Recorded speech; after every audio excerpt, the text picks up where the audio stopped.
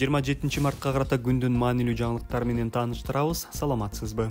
26 мартта коррупция боюнча күнөөсүн моюндап эл аралык издөөдө жүргөн экс-бажычы Райымбек Матраимов Азербайжанда кармалып, Кыргызстанга алып келинди. Бул тууралуу 27 мартта УКМКнын басма сөз кызматы билдирди. Маалыматка ылайык, Райымбек Матраимов менен бирге анын бир туугандары Тилек Матраимов, Руслан Матраимов жана Исламбек Матраимов да колго түшкөн.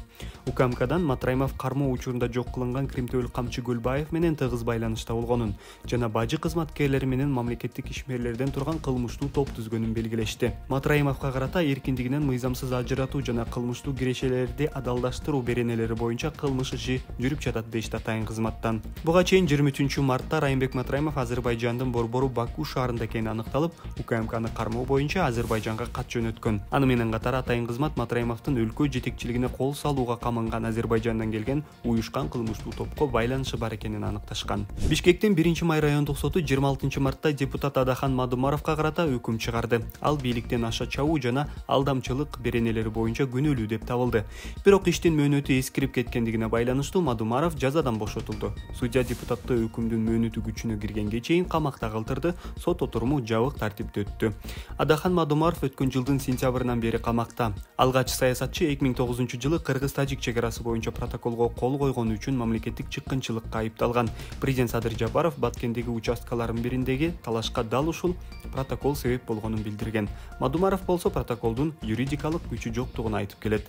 Саясатчыга каршы экинчи иш Чыңгыз Абдымомунов деген кишинин арызынын негизинде козголгон. Ал милицияга кайрылып, 2015 жылы Бүтүн Кыргызстан партиясына берген $50,000 кайтарып берүүнү суранган.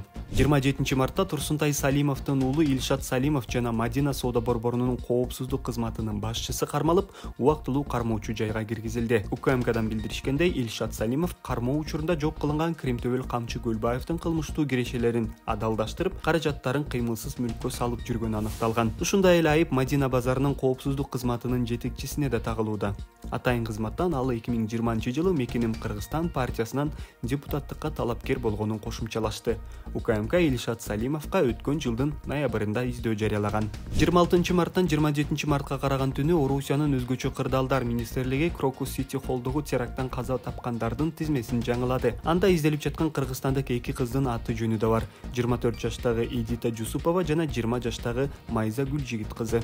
Буга чейин алар дайынсыз жоголгондордун тизмесинде болчу. Ал эми Кыргызстандын тышкы иштер министрлиги кыздарды каза болду деп маалымат таратуу эртелик кылаарын билдирди. Кыргызстандын эки жараны каза болду деп маалымат таратуу эрте. Орусиянын өзгөчө кырдаалдар министрлигинин сайтына жарыяланган тизмеде генетикалык экспертизасы чыга элек жарандардын, анын ичинде Кыргызстандын жарандарынын аты жөнү камтылган. ДНК анализдеринин жыйынтыгы чыга элек дешти министрликтен. 22 мартта Москванын жакка белиндеги Крокус Сити холлдо теракт болуп, кеминде 139 адам мерт кеткен. Бийликчил активист Бекзат Өмүрбеков үй камагына чыкты. Мындай чечимди Бишкектин 1-май райондук соту кабыл алды. Судья 20 мартта райондук ички иштер башкармалыгынын тергөөчүсүнүн арызын канааттандырды. Бекзат Өмүрбеков 2 мартта кармалган. ИИМдин маалыматына ылайык, ал өлкө жетекчилиги менен байланышы бар экенин айтып, жергиликтүү тургунга жетекчилик кызматка орноштурам деп убадалап, $50,000 алган.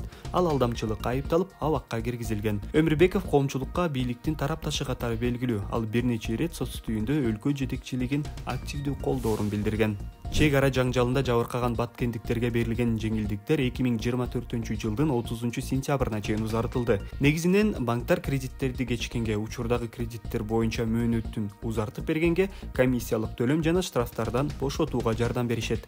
Буга чейин Улуттук банк чек ара жаңжалында жабыркаган баткендиктердин 36 миллион сомдук насыясы жокко чыгарылганын билдирген. Саламаттык сактоо министри Алымкадыр Бейшеналиев ар намысын жана кадыр баркын коргоо үчүн депутат Жусупбек Коргонбай уулун сотко берди.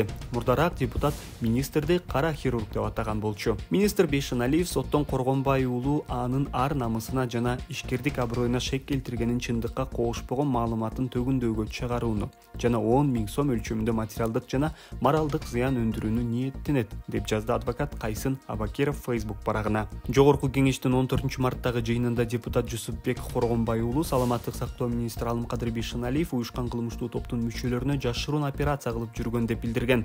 Буга Бейшеналиев жардамга муктаж бардык адамга операция жасаганын айтып жооп берген. Активист Илгиз Шаменов 1-май райондук сотунда Кемпир-Абад иши боюнча соттук отурумдан күч менен чыгарылды. Шаменов бул иштин фигуранттарынын бири жана кармалгандан бери номер 1-тергөө абагында отурат. Адвокат Бакыт Автандил Шаменов сот залына мыйзамсыз чыгарылганын билдирди. 1-май райондук сотунун басмасөз кызматы болсо Шаменов сот залынан сот отурумунун тартибин бузганы үчүн чыгарылганын айтты. Адвокаттын айтымында Шаменовду убактылуу кармоо камерасына киргизип муунтушкан, андан улам ал эс үчүн жоготкон. Автандил сотко тез жардам чакырылып, активистке стресске курч реакция деген диагноз коюлуп кетип калганын кошумчалады. Юстиция министрлиги азырынча конвойдун иш аракетине комментарий бере элек. Жалал Абад шаарынын тургуну күйөөсүн өлтүрүүгө шектелип кармалды. Бул тууралуу облустук милициядан билдиришти. Маалымат кылайык, Жалал Абад шаарынын 52 жаштагы тургуну күйөөсүн учтуу нерсе менен сайып өлтүрүүгө шектелип жатат. Милиция окуя 25 март саат 21:40 чамасында калаадагы батирлердин биринде болуп, жабырлануучу жеринде каза тапканын билдирди. Текшерүүдө окуя болгон күнү алар спирт ичимдигин ичкени аныкталган. Бул окуя облустук милицияга каттоого алынып, адам өлтүрүү беренеси менен кылмыш иши козголду. Шектүү катары кармалган 52 жаштагы аял убактылуу кармоочу жайга киргизилди. Тергөө уланууда.